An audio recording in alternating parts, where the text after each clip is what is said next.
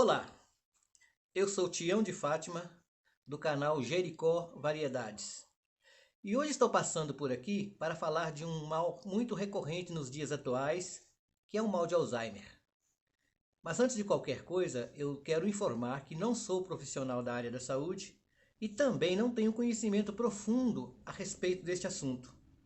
Mas a experiência que eu tenho são experiências pessoais, uma vez que a minha mãe, hoje com 90 anos de idade, foi há 10 anos atrás acometida deste mal. E a partir daí foram momentos assim de muita experiência, de muito estudo, de muito conhecimento a respeito do assunto. Conhecimento esse que nos levou a cuidar dela até os dias de hoje.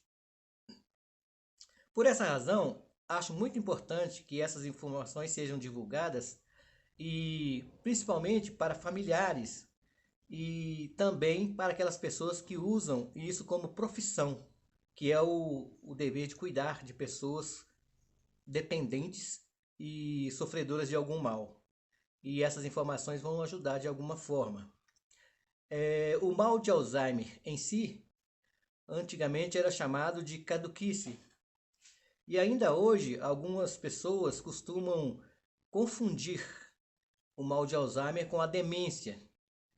Embora as duas coisas estejam relativamente associadas, o mal de Alzheimer ele se difere por algumas particularidades. O que eu pude ver no decorrer desse tempo acompanhando minha mãe. No início do mal de Alzheimer, as pessoas criam na cabeça ou aparecem na sua cabeça confusões que vão deixando ela um pouco aborrecidas. Até porque ela também não tem consciência e não tem ciência de que está sofrendo daquele mal.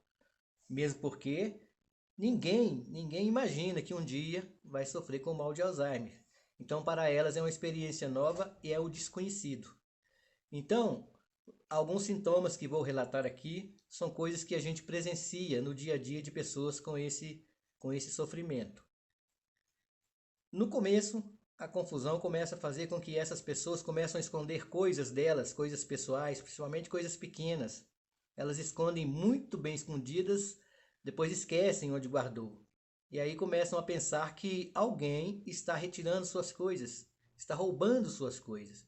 E vai ficando nervosa, ansiosa e causando até um problema na família, que a família sem entender nada, até porque não sabia ainda do problema, começa a querer ajudar de alguma forma sem saber como, até o momento em que começa a encontrar essas coisas escondidas. E aí começa a perceber que alguma coisa na cabeça dessa pessoa não está bem. Um outro fator muito importante é o que nós chamamos de memória retroativa. Essas pessoas elas costumam esquecer aquelas memórias recentes, os acontecimentos recentes, e passam a lembrar só coisas do passado, principalmente de um passado muito distante. E começam a comentar sobre isto, começam a conversar assuntos lá de pessoas, lembrar de pessoas do passado e esquecem as coisas presentes que você acaba de falar e um instante depois já não lembram mais. Então, são as características mais fortes que fazem com que a gente perceba que o mal já está existindo. E é muito interessante que o cuidador tenha uma ajuda médica, até mesmo para entender melhor e para saber como cuidar dessa pessoa. É muito importante que o cuidador esteja observando, porque o mal de Alzheimer ele tem vários estágios. E como é um processo que ainda não existe cura, fala-se de um retardamento, mas coisa que ainda não foi comprovado. Então, esses processos de estágios, eles vão se agravando. E a cada nível que sobe, os comportamentos mudam. É necessário que que fiquemos atentos quanto a isso, para saber como cuidar dessa pessoa. As pessoas que são acometidas desse mal, elas começam a ficar ansiosas demais. É claro que cada pessoa reage de maneira diferente. Umas são mais agressivas, outras são mais calmas. Mas no momento que elas começam a perceber que estão ficando isoladas, elas começam a querer voltar às suas atividades normais, como cozinhar, cuidar da casa, só que já estão impossibilitadas e não podem fazer. Costumam até trocar o, os equipamentos que usam na casa, vai fazer uma comida, ao invés de colocar o óleo, coloca um detergente amarelo, alguma coisa nesse sentido. Então a gente precisa ficar atento. Na medida do possível, essa pessoa deve sim fazer alguma coisa que não corra risco. Por quê? Porque nós não podemos tirar definitivamente a função motora dessa pessoa. Deve deixar ela tentar, que vai ajudar até o desenvolvimento mental dela. Mas chegando ao estágio que isso não seja mais possível, então deve realmente evitar que elas toquem nessas coisas, porque isso é muito perigoso.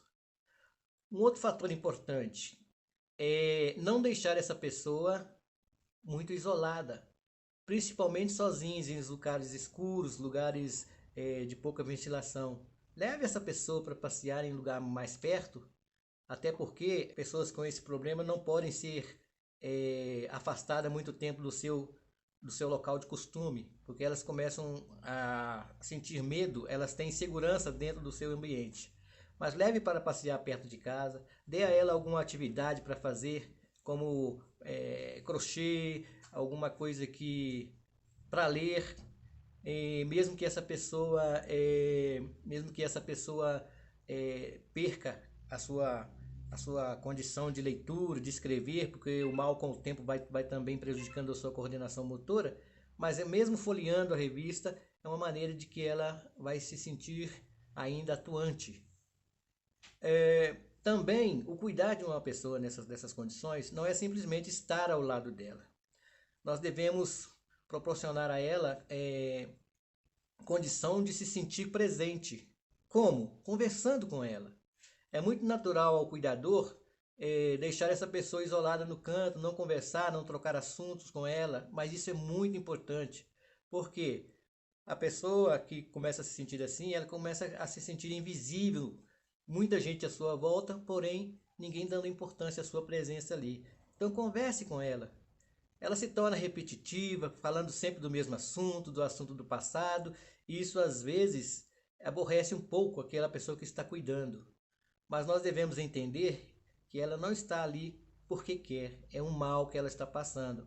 Então converse com ela, mesmo que esse assunto não seja interessante para você, mas para ela é.